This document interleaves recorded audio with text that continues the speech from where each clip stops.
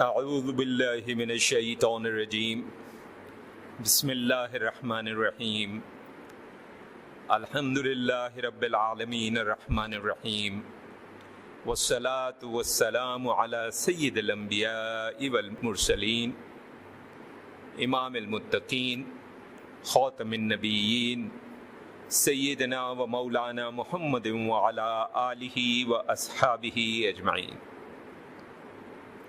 سب سے پہلے تو دوستوں سے اور اہل علاقہ سے شدید معذرت کے ساتھ تقریباً 5 پچھلے جمعے حاضری نہیں ہو سکی۔ ایک جمعہ کچھ طبیعت کی خرابی کی وجہ سے، اور 4 جمعہ جہاں ملازمت ہے وہاں پہ کچھ ڈیوٹی لگ جانے کی وجہ سے۔ چونکہ محرم الحرام شروع ہو چکا ہے، اگلے ہفتے 9ویں اور 10ویں محرم غالباً منگل اور بدھ کو، منگل کو 9 محرم الحرام اور بدھ کو 10 محرم الحرام۔ ہم نے پچھلے سال بھی محرم میں اور اس سے پچھلے سال بھی محرم میں بڑی تفصیلی گفتگو کی تھی، بلکہ کسی ایک سال تو ہم نے 2-3 جمعہ لگاتار کربلا، اس کے محرکات، اس کے بعد کے واقعات، اس کے بارے میں ہمیں بڑی تفصیلی ہم نے سیر حاصل گفتگو کی تھی۔ لیکن مختلف جو بھی ہمارے مواقع ہیں ان میں چونکہ سال میں 1 دفعہ، سال میں 2 دفعہ وہ مواقع آتے ہیں، تو اس کی وجہ سے انسان بھول جاتا ہے بات۔ اس کو دوبارہ یاد کرانے کی ضرورت پیش اس لیے بھی آتی ہے کہ آج کل سوشل میڈیا کی وجہ سے شدید گمراہی پھیل رہی ہے، اور ہمارے عقائد میں نقب لگائی جا رہی ہے، ہمارے بچوں کو گمراہ کیا جا رہا ہے۔ اس لیے اگر زیادہ تفصیل میں نہیں تو مختصر ہر دفعہ جو واقعات ہیں یا جو بھی موقع ہے اس کے حوالے سے بات کرنا جو ہے وہ ضروری ہے۔ ہم پہلے یہ بات عرض کر چکے ہیں کہ محرم کے ساتھ بے تحاشا واقعات منسوب کر دیے گئے ہیں۔ کہا جاتا ہے محرم میں یہ بھی ہوا، یہ بھی ہوا، یہ بھی ہوا، اور یہ سارے واقعات حضرت آدم علیہ السلام سے لے کر واقعہ کربلا تک مختلف بیان کیے جاتے ہیں۔ علوم الحدیث کی روح سے، اعتبار کی روح سے، صحت کی روح سے، اس میں سے 3-4 کے سوا باقی ساری کے ساری جو منسوب واقعات ہیں ان کا کوئی ثبوت نہیں ہے۔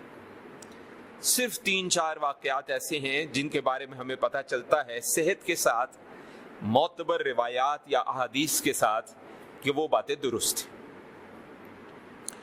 ہاں البتہ ہم آپ سب جانتے ہیں کہ جو کربلا کا واقعہ ہے اس کے ہونے میں کوئی شبہ نہیں ہے، لیکن سمجھنا ضروری ہے کہ ایک تو ہم اس کو کربلا نہیں سمجھتے، ہم اس کو کرب و بلا سمجھتے ہیں۔ یہ واقعات ایسے ہیں کہ جس میں کرب بھی ہے اور جس میں بلا بھی ہے، اور یہ جو کربلا ہے، شہادت حسین رضی اللہ تعالی عنہ، یہ کوئی 2 دن یا 8 دن یا 10 دن کی بات نہیں ہے۔ ہم یہ سمجھتے ہیں کہ یہ سالوں کی بات ہے۔ ہم سمجھتے ہیں کہ کربلا حضرت علی رضی اللہ تعالی عنہ کی خلافت جب شروع ہوئی تب سے کربلا شروع ہو گئی۔ اگر تفصیلی بیان کرنے بیٹھیں تو ہم سمجھتے ہیں کہ شاید ہر جمعہ بھی لگا دیں تو 30-40 سے بھی زیادہ جمعے چاہیے سارے کے سارے واقعات سندن اور صحیح اعتبار کی روایات کے ساتھ بیان کرنے میں۔ مسلم میں نقیل آپ کے حسین رضی اللہ تعالی عنہ کے رفیق خاص رضی اللہ تعالی عنہ، آپ کی شہادت وہ بھی کربلا ہے۔ آپ کے معصوم بچوں کی شہادت، جس طرح ان کو ذبح کیا گیا وہ بھی کربلا ہے۔ حسین رضی اللہ تعالی عنہ کو جس طریقے سے روکا گیا، جس طرح سے ان پر جنگ مسلط کی گئی، جبکہ آپ نے خود ہی 3 راستے دے دیے تھے، میں واپس مدینہ چلا جاتا ہوں، مجھے فلاں سرحد پہ چھوڑ دو، میں وہاں سے ادھر نکل جاتا ہوں، یا لے چلو مجھے یزید کے دربار میں، اس سے بات کرتا ہوں۔ لیکن تینوں چیزیں رد کی گئیں۔ ابن زیاد ملعون، اس نے جنگ مسلط کی، اور اس کے نتیجے میں صرف حسین رضی اللہ تعالیٰ عنہ نہیں، آپ کے کئی بھائی شہید ہوئے ساتھ، کئی رفقا شہید ہوئے ساتھ۔ یہ آج کا زمانہ نہیں تھا کہ اگر ماں دوسری ہے اور باپ ایک ہے تو ہم کہیں جی یہ سوتیلا ہے۔ ان کے تو سوتیلے بھائی جو ہیں وہ بھائیوں کی طرح وفادار تھے۔ عباس ابن علی سگے بھائی نہیں تھے، شہید ہوئے، علم بردار۔ اس کے علاوہ بھی آپ کے بھائی شہید ہوئے، آپ کے رفقا شہید ہوئے، یہ بھی کربلا ہے۔ سجدے کی حالت میں آپ کا سر اتارا گیا، یہ بھی کربلا ہے۔ آپ کے اور آپ کے رفقا کے جسموں کے اوپر گھوڑے دوڑائے گئے اور ان کو بالکل پاش کر دیا گیا جسموں کو، یہ بھی کربلا ہے۔ بیبیوں کو بے پردہ یزید کے دربار تک لے جایا گیا، یہ بھی کربلا ہے۔ یہ وہ بیبیاں جن کی بال شاید آسمان نے بھی نہ کبھی دیکھے ہوں، سورج نے بھی نہ کبھی دیکھے ہوں، چاند نے بھی نہ کبھی دیکھے ہوں، ان کو بے پردہ لے جایا گیا، یہ بھی کربلا ہے۔ زین العابدین رحمت اللہ علیہ، آپ کا ہاتھ کٹ گیا، یہ بھی کربلا ہے۔ یزید کے دربار میں جو کمال کی تقریر کی،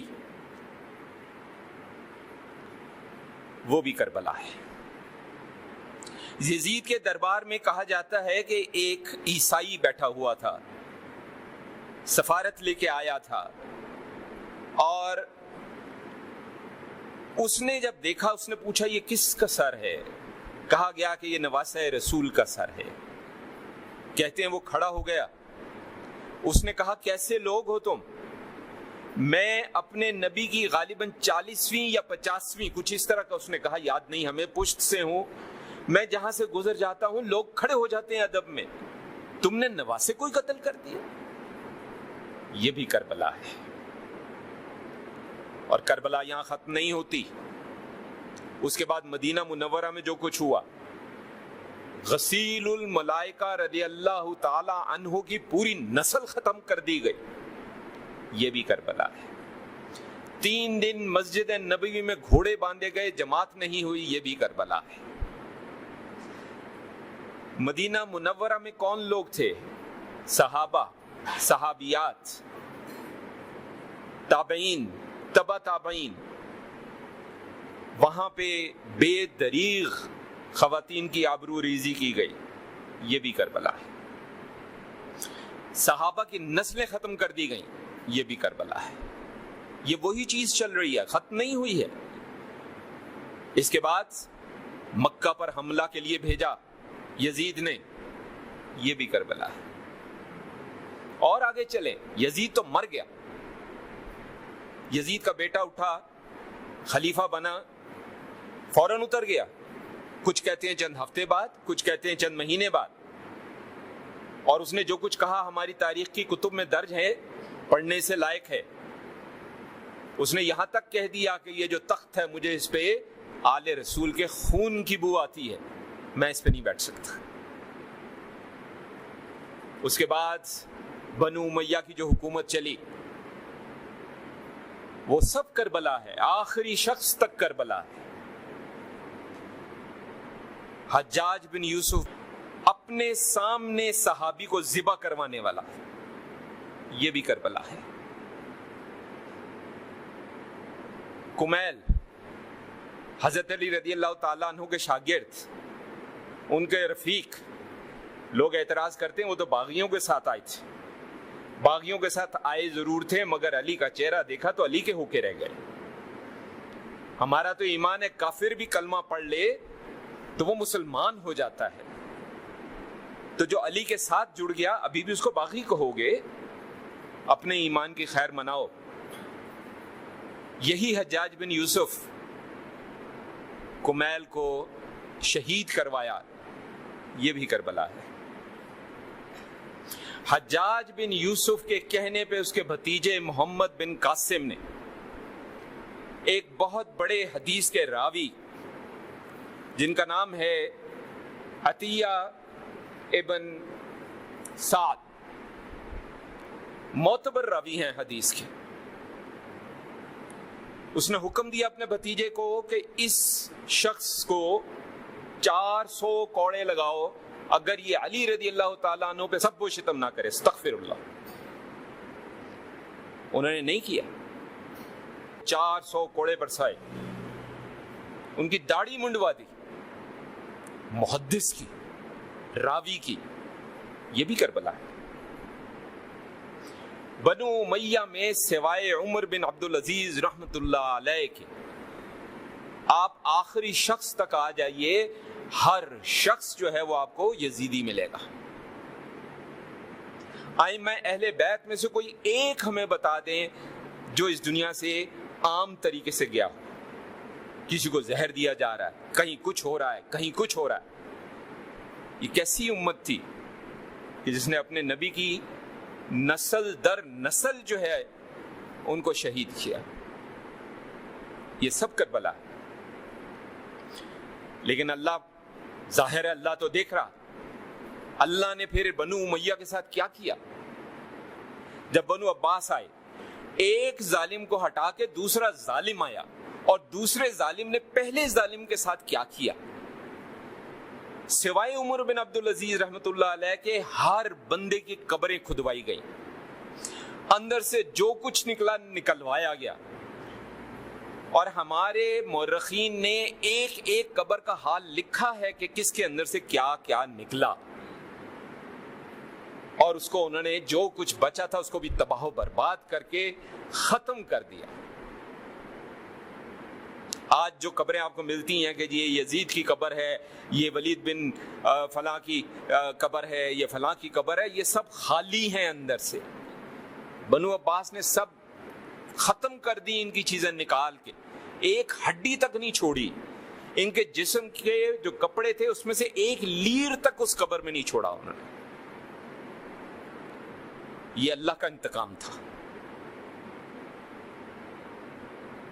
اب اس میں جو ہم نے محمد بن قاسم کی بات کی، اس میں بہت سے لوگ، اب ہمیں پتہ ہے چونکہ ہماری گفتگو انٹرنیٹ پہ بھی جائے گی تو بہت سی بد زبانی بھی شروع ہوگی، لیکن جناب بات یہ ہے، اس بات کو ابن حجر اسقلانی رحمت اللہ علیہ نے لکھا ہے، ابن سعد نے لکھا ہے، طبری نے لکھا ہے۔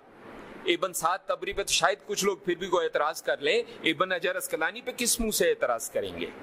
یہ تو وہ شخصیت ہیں جو علم الرجال کے ماہر ہیں، جن کی تحقیق پر احادیث کی صحت جانچی جاتی ہے۔ یہ وہ شخص تھا۔ باب الاسلام سندھ نہیں ہے، باب الاسلام کیرلا ہے۔ وقت میرا خیال ہے کم ہے۔ باب الاسلام کیرلا ہے جو ساؤتھ انڈیا میں ہے، اور یہ نام کیرلا جو ہے یہ بھی مسلمانوں کی وجہ سے پڑا ہے۔ محمد بن قاسم کے آنے سے بہت پہلے مسلمان نہ صرف وہاں آباد ہو چکے تھے، وہاں بس چکے تھے، وہاں تجارت کرتے تھے، اور ساؤتھ انڈیا میں مسلمان، ہندو اور جو بھی مقامی مذاہب تھے اور جو بھی عقائد تھے، بحثیں بھی تھیں، مناظرے بھی تھے، لیکن رہتے اکٹھے تھے، لڑائی جھگڑا کوئی نہیں تھا۔ یہاں تک کہ کہا جاتا ہے کہ وہاں پہ ایک نسل ہے جو اپنے آپ کو حسینی برہمن کہتے ہیں، کہ ساؤتھ انڈیا کا جو راجہ تھا اس کو پتہ چلا امام حسین رضی اللہ تعالیٰ عنہ کا کہ وہ ادھر کربلا میں پھنس گئے ہیں، اس نے برہمنوں کا ایک لشکر بھیجا۔ اب اس کی جو تفصیل یہ حسینی برہمن بیان کرتے ہیں، وہ ساری گفتگو تو ہم ماننے کو تیار نہیں ہیں، اس میں بہت سی ایسی چیزیں ہیں جس میں جھول بہت ہے، لیکن کچھ باتیں ممکن ہے درست ہوں۔ وہ کہتے ہیں کہ کہ حسین رضی اللہ تعالیٰ عنہ کی زوجہ محترمہ اور جو کہ شہزادی تھی، بہت بڑی بادشاہ تھی، ان کی سگی بہن جو ہے وہ ساؤتھ انڈیا کے اس راجا کی بیگم تھی. یہ بات ہو سکتی ہے کیونکہ وہ ریاست، مسلمان ریاست اس وقت نہیں تھی جب یہ شادی ہوئی. اور وہ کہتے ہیں کہ غائبانہ طور پہ اس راجا کا حسین رضی اللہ تعالیٰ عنہ سے بڑا محبت کا رشتہ تھا. اس نے لشکر بھیجا تھا، اور ساؤتھ انڈیا کے جو دت ذات ہے وہ دعویٰ کرتی ہے کہ اس لشکر کا سردار جو ہے وہ ہمارے خاندان کا تھا. یہ تو اس وقت مسلمان اتنے مضبوط تھے وہاں پر. اور یہ نام کیسے پڑا؟ یہ جب وہاں گئے، سرسبز، بہترین تجارت، بہترین وہاں پہ کھیتی باڑی، یہ لوگ پیار سے اس علاقے کے بارے میں کہتے تھے خیر اللہ ہے، یہ خیر اللہ. اور چونکہ ہندو خے نہیں بولتے تو وہ اسے خیر اللہ کہتے تھے، اور خیر اللہ صدیوں بعد خیر اللہ ہو گیا. اس کے علاوہ بھی ایک دو روایتیں پائی جاتی ہیں، لیکن یہ ہم نے روایت اپنے طور پہ پتہ بھی کی ہے. ہمارے ایک شاگرد، ہمارے عزیز بھائی جو دینی معاملات میں، روحانی معاملات میں ہمارے شاگرد ہیں، ان کا تعلق ساؤتھ انڈیا سے ہے اور اسی علاقے کے ہیں، بنگلور کی سائڈ سے. ان سے ہم نے جب پتہ چلا پوچھا کہ بھئی ایسی کوئی بات آپ کے ہاں بھی مشہور ہے؟ چل گیا ہاں ہمارے ہاں یہ بات بہت مشہور ہے، لیکن اور بھی روایتیں ہیں. تو یہ جو بہت سے نام پڑے، اب آپ ہمارے بارے میں بھی جانتے ہیں بہت سے لوگ کہ اگر نسب نامے کی بات کریں تو ہم قطب شاہی کھوکھر ہیں. اب یہ کھوکھر کہاں سے آ گیا؟ شاہ زمان علی رحمت اللہ علیہ بہت بڑے اللہ کے ولی تھے.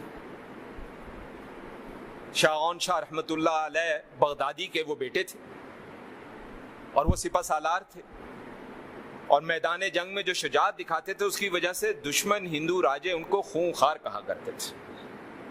اور ہندو چونکہ خونخوار نہیں کہہ سکتے، وہ خونخوار کہا کرتے تھے. تو وہاں سے خونخوار سے کھوکھر بن گیا. یہ بھی ایک روایت. کچھ اور روایتیں بھی ہیں، بات یہ نہیں کہ ایک ہی بات ہے، کچھ اور روایتیں بھی. تو بہت سے نام جو ہمارے یہاں رائج ہیں ان کے پیچھے بے تحاشا ہمارے پاس اس طرح کی باتیں موجود ہیں کہ مسلمانوں کی وجہ سے وہاں پہ اتنی بڑی تبدیلی آئی. اور آپ تاریخ بھی اٹھا کے دیکھ لیں، جتنا ظلم و ستم اگر ہندوستان میں مسلمانوں پہ ہوا ہے تو آپ کو ساؤتھ انڈیا میں اب ہو تو ہو پتہ نہیں، لیکن پیچھے بہت کم نظر آتا ہے. لوگ بڑے آپس میں اکٹھے گھل مل کے رہتے تھے، کوئی مسئلہ نہیں تھا. یہ بڑا ضروری ہے کہ ہم ذہن میں رکھیں. اور ہم یہ بھی کہیں گے کہ کربلا ابھی بھی ختم نہیں ہوئی ہے، کہیں نہ کہیں آج بھی اس کی کچھ نہ کچھ اشارے نظر آ جاتے.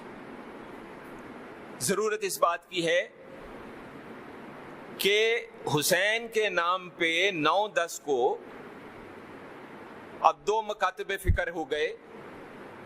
ایک نے تھوڑا پیٹ لیا اور ایک نے حلیم بنا کے بانٹ دی. دیکھنا یہ ہے کہ حسین کے پیغام کو سمجھا یا نہیں سمجھا، وہ کس لیے اٹھے تھے یہ سمجھا یا نہیں سمجھا، اس کے مطابق اپنی زندگی کو درست کرنے کی کوشش کی. نہ کر سکے کوئی بات نہیں، لیکن کوشش کی. یہ ہوا یا نہیں ہوا؟ اگر یہ نہیں ہوا تو حسین کی محبت کے دعوے درست نہیں ہو سکتے. اسی طرح رسول اللہ صلی اللہ علیہ وسلم سے محبت کے دعوے درست نہیں ہو سکتے جب تک ان کا پیغام جو ہے اس کو نہ سمجھا جائے اور اس کے مطابق نہ چلا جائے.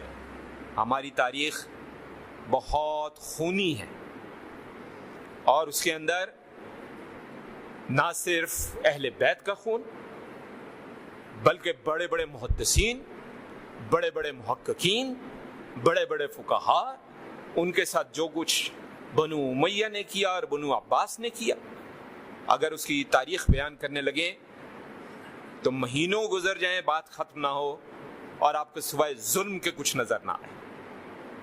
اللہ تعالی ہمیں ہدایت دے کہ رسول اللہ صلی اللہ علیہ وسلم کے پیغام کو، اہل بیت کے پیغام کو، ان کی محبت کو اپنی زندگی کا حصہ بنانے کی خلوص کے ساتھ کم از کم کوشش ہم ضرور. آمین۔